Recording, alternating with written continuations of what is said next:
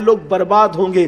پہلی وجہ، جس وقت مسلمان نماز کے اندر غفلت کریں، سستی کریں۔ اب آپ یہاں سوچیں، اتنا بڑا مجمع یہاں پر موجود ہے، ذرا غور کیجئے کہ اگر لوگوں کو نماز کی دعوت دی جاتی ہے تو لوگ بڑی سادگی کے ساتھ کہتے ہیں مولانا ٹائم نہیں ملتا میں نماز پڑھنے کے لیے۔ میرے بھائیوں، آپ نے نماز کو سمجھا کیا ہے کہ ٹائم ملے گا تو ہم نماز پڑھیں گے؟ کیا ہم کھانے کے لیے ٹائم نہیں نکالتے؟ کیا ہم سونے کے لیے ٹائم نہیں نکالتے؟ کیا ہم جو ہے وہ اپنے پیٹ کی گندگی اور غلاظت کو دور کرنے کے لیے ٹائم نہیں نکالتے؟ کیا ہم اپنے بیوی بچوں کے لیے ٹائم نہیں نکالتے؟ کیا ہم اپنے احباب کے لیے ٹائم نہیں نکالتے؟ سب کے لیے ٹائم نکالتے ہو، رب کے لیے ٹائم نہیں نکالتے ہو، اور پھر کہتے ہو کہ ٹائم نہیں ملتا۔ اچھی طرح یاد رکھنا، تو احادیث سن لے تاپ کے آپ کو پتا چلے۔ اللہ اکبر، بے نمازی کو نہ زمین کے اوپر سکون ہے نہ زمین کے اندر سکون ہے۔ یہاں تو وہ زمین پر رہے گا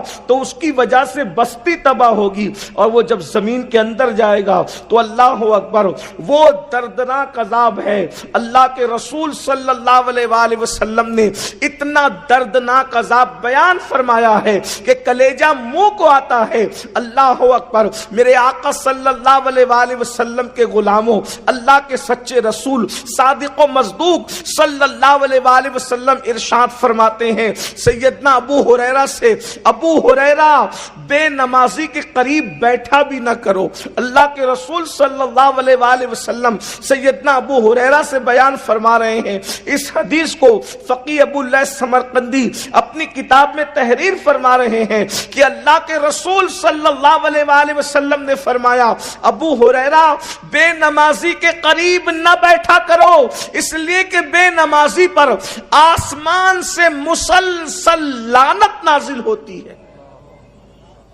بے نمازی پر آسمان سے لعنت نازل ہوتی، یعنی کہ اگر بے نمازی کو برباد کرنے کے لیے کسی دشمن کی ضرورت نہیں ہے، یہ بے نمازی اپنے آپ کو برباد کرنے کے لیے خود کافی ہے۔ جس پر رات و دن خدا کی لعنت برس رہی ہو، پھر اس کی زندگی کی خوشیوں کا کیا حال، پھر اس کی زندگی کے اندر سکون کا کیا کیفیت، پھر اس کی زندگی کے اندر اطمینان کا کیا معاملہ۔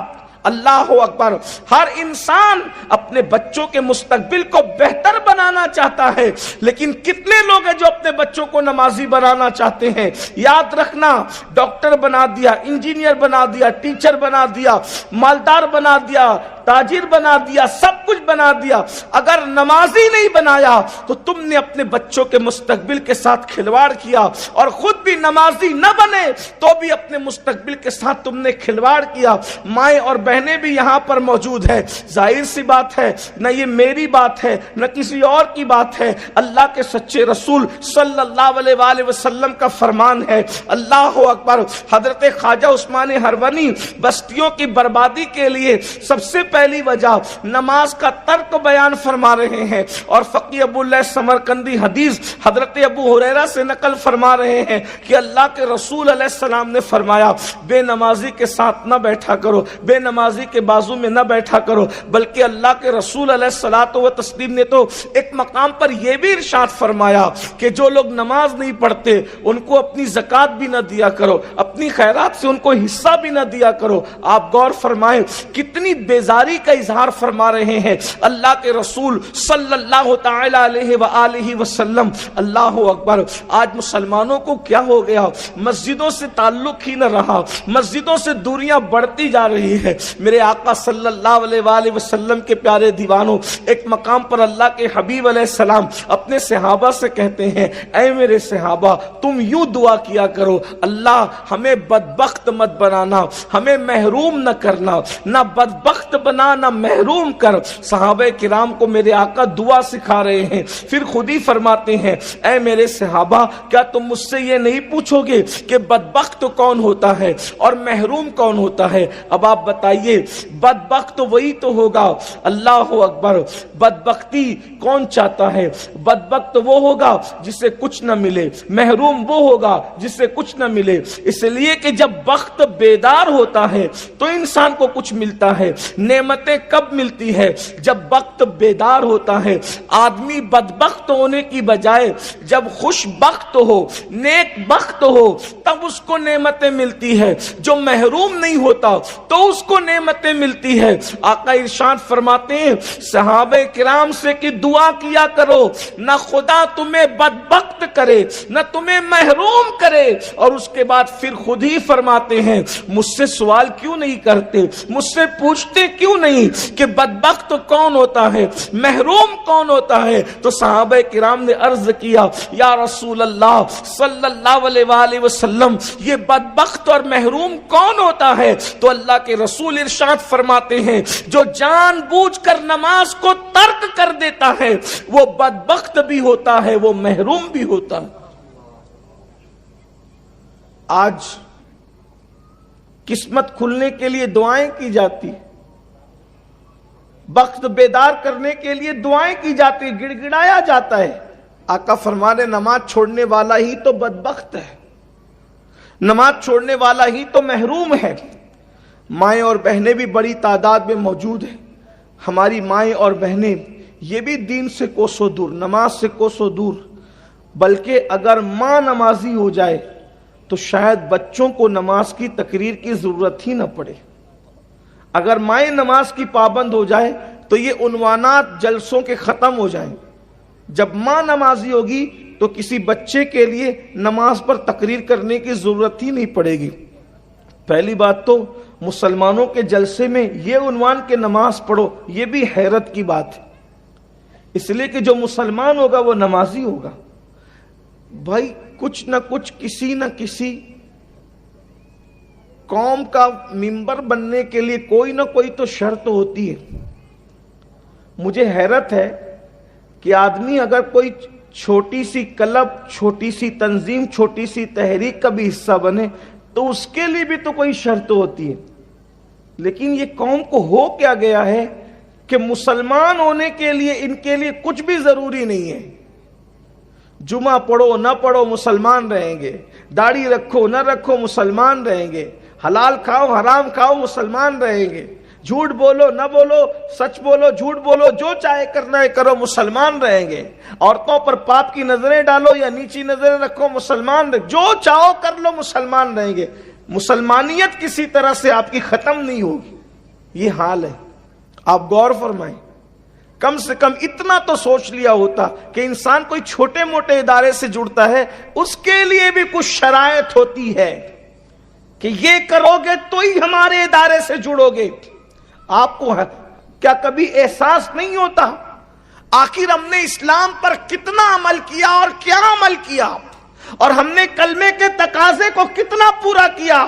کیا اللہ کے رسول صلی اللہ علیہ وآلہ وسلم کا یہ فرمان ہمارے کانوں سے نہیں ٹکرایا؟ من ترک الصلاۃ متعمدا فقد کفر، کہ جس نے جان بوجھ کے نماز چھوڑ دیا وہ کفر کی حد تک پہنچ گیا. اللہ کے رسول صلی اللہ علیہ وآلہ وسلم فرمانے جس نے نماز جان بوجھ کے چھوڑ دیا اس نے کافروں جیسا کام کیا، کفر کی حد تک وہ پہنچ گیا. حنفی ہونے کے اعتبار سے ہم بے نمازی کو ڈائریکٹ کافر تو نہیں کہتے اور نہ ہی ہم کہہ سکتے ہیں، لیکن اللہ کے بندوں کبھی سوچا جو نماز میں غفلت کرتے ہیں؟ بزرگوں نے فرمایا جب وہ مریں گے تو قریب المرگ ڈر لگتا ہے کہ اللہ ان کا ایمان چھین لے گا. اور ایک وقت کی نماز کے لیے صرف 10 منٹ کا ٹائم لگتا ہے. 10 منٹ سے زیادہ کا ٹائم نہیں لگتا نماز کے لیے. اگر ہم 5 نمازوں کا ٹائم نکال لیں تو 24 گھنٹے میں سے کل 50 منٹ ہے جس میں ہم نے اللہ کی بارگاہ میں حاضر ہونا ہے. اور فائدے کتنے فائدے! اللہ اکبر. قرآن کہہ رہا ہے فائدے جاننا چاہتے ہو نماز کے؟ قد افلح من تزکا وذکر اسم ربہ فصلی. وہ لوگ کامیاب ہو گئے جنہوں نے اپنے من کو پاک کیا، اللہ کا ذکر کیا اور نمازی بن گئے. یعنی دنیا کی بھی کامیابی ہے، آخرت کی بھی کامیابی ہے. اور بڑی بات، یہ تو کامیابی تو ہے ہی ہے، آج گناہ سے ہر انسان چھٹکارا چاہتا ہے۔ قرآن کہتا ہے ان الصلاۃ تنہا عن الفحشاء والمنکر، کہ بے شک نماز ہر برائی اور بے حیائی سے روک لیتی، اور اگر نماز نہ پڑھو تو اللہ کے رسول صلی اللہ علیہ وآلہ وسلم ارشاد فرماتے ہیں جو نماز چھوڑ دے، اس روایت پر تھوڑی توجہ کریں آپ، ویسے تو آپ بہت توجہ سے سن رہے ہیں ماشاءاللہ، اللہ آپ کو جزائے خیر دے، لیکن اس پر تھوڑا غور کر لیں۔ اللہ کے رسول صلی اللہ علیہ وآلہ وسلم فرماتے ہیں جس نے جان بوجھ کر نماز چھوڑ دیا اللہ اس کو اپنی امان سے باہر کر دیتا، یعنی اب اس کے ساتھ اللہ کی پناہ، اللہ کی امان کی چادر اس کے سر پہ نہ رہے گی۔ اللہ رب العزت نے اپنی امان سے اس کو باہر کر دیا، یعنی اللہ پاک کتنا ناراض ہے بے نمازی سے کہ اللہ اپنی امان کی چادر اس سے ہٹا لیتا ہے، اللہ اپنا دست قدرت جو امان کا اس سے ہٹا لیتا ہے، اس کو اللہ کی امان، اللہ اکبر۔ اور پھر صرف یہی بات تو بہت بڑی ہے کہ وہ خدا کی امان سے باہر ہو گیا، لیکن اب دوسری بات بھی سن لیں، بے نمازی کا ٹھکانہ کہاں ہے؟ آقا علیہ السلام ارشاد فرماتے ہیں جس نے جان بوجھ کے نماز چھوڑ دی قیامت کے دن اس کے ساتھ میرا کوئی وعدہ نہیں۔ آقا فرماتے ہیں میرا کوئی وعدہ اس کے ساتھ نہیں ہے، اس لیے کہ جب آخرت کی بات آتی ہے تو کہیں نہ کہیں ہم یہ سوچتے ہیں کہ یار کہیں بگڑی نہ بنے گی تو حضور ہمیں بچا لیں گے، کیونکہ حضور علیہ السلام کی حدیث ہے شفاعتی لأہل الکبائر من امتی، کہ میری شفاعت میری امت کے بڑے گنہگاروں کے لیے۔ تو ہم سے بڑا گنہگار کون ہے؟ تو حضور تو ہمیں بچا ہی لیں گے، ہماری مغفرت انشاءاللہ ہو ہی جائے گی۔ لیکن ایک چیز آپ سے کہتا ہوں، حضور علیہ الصلاۃ و تسلیم کے بارے میں ہم اہل سنت کا عقیدہ یہ ہے کہ شفاعت کی جتنی قسمیں ہیں سب حضور کے لیے ثابت اور ہم مانتے ہیں۔ سچا سنی ہونے کے لیے، سچا مومن ہونے کے لیے یہ عقیدہ لازمی ہے آپ کے لیے، ہم سب کے لیے، کیا کہ شفاعت کی جتنی قسمیں ہیں میرے آقا علیہ السلام کے لیے ہر قسم ثابت ہے، حضور بالکل شفاعت کریں گے۔ بلکہ ہمارا عقیدہ تو یہ بھی ہے کہ جتنے اور لوگ شفیع ہوں گے وہ سب حضور کی بارگاہ میں شفاعت لائیں گے اور تنہا میرے آقا اللہ کی بارگاہ میں شفیع ہوں گے۔ اور میرے امام اس کو یوں بیان فرماتے ہیں کیا ہی ذوق افزا شفاعت ہے تمہاری واہ واہ، قرض لیتی ہے گناہ پرہیزگاری واہ واہ۔ ہم شفاعت کی ہر قسم پر ایمان رکھتے ہیں اور رکھنا بھی چاہیے، کیونکہ اللہ کے رسول علیہ السلام نے ارشاد فرمایا کہ میری شفاعت ہلاک ہونے والوں کے لیے، میری شفاعت بڑے گنہگاروں کے لیے ہے۔ لیکن اب آئیے، اللہ کے رسول صلی اللہ علیہ وآلہ وسلم کے یہ سارے فرامین حق ہے، لیکن اگر آپ یہ سوچتے ہیں کہ ہم نماز چھوڑ دیں، نماز ترک کر دیں، تو اللہ کے رسول علیہ السلام یہ بھی فرما رہے ہیں کہ جس نے جان بوجھ کر نماز چھوڑ دی قیامت کے دن اس کے ساتھ میرا کوئی وعدہ نہیں۔ میں یہ نہیں کہہ رہا ہوں کہ جو نماز نہیں پڑھے گا حضور اس کی شفاعت نہیں کریں گے، یہ نہیں کہہ رہا ہوں، میری بات کا یہ مطلب نہ نکالنا، لیکن اللہ کے رسول علیہ السلام نے یہ ضرور فرمایا۔ آقا علیہ السلام فرماتے ہیں جس نے جان بوجھ کر نماز چھوڑ دی قیامت کے دن اس کے ساتھ میرا کوئی وعدہ نہیں۔ ذرا تصور میں لائیں، جب ماں بیٹے سے بھاگ رہی ہوگی، جب بیٹا باپ کو پہچاننے سے انکار کر رہا ہوگا، جب زمین شعلے اگل رہی ہوگی، آسمان آگ برسا رہا ہوگا، رشتے اور ناطے خون کے ٹوٹ چکے ہوں گے، کنبہ قرابت داری سب قصہ پارینہ بن چکا ہوگا، انسان کو اپنے جسم کو دیکھنے کی فرصت نہیں ہوگی، کوئی ٹکنوں تک، کوئی گھٹنوں تک، کوئی کمر تک، کوئی گلے تک پسینے میں ڈبکیاں لے رہا ہوگا۔ لوگ اس وقت میدان محشر کی ہولناکی کو دیکھ کر یہ تمنا کریں گے کہ بھئی چلیں ہمیں جہنم ہی میں ڈال دیا جائے لیکن کم سے کم اس مصیبت سے چھٹی دے دی جائے۔ محشر وہ محشر ہے جس کے بارے میں لوگ کہتے ہیں محشر میں جو ہوگا دیکھا جائے گا. لوگوں کی بے باکی کا حال بھی تو دیکھیے. شاعری کی دنیا اور ہے، حدیث کی دنیا اور ہے.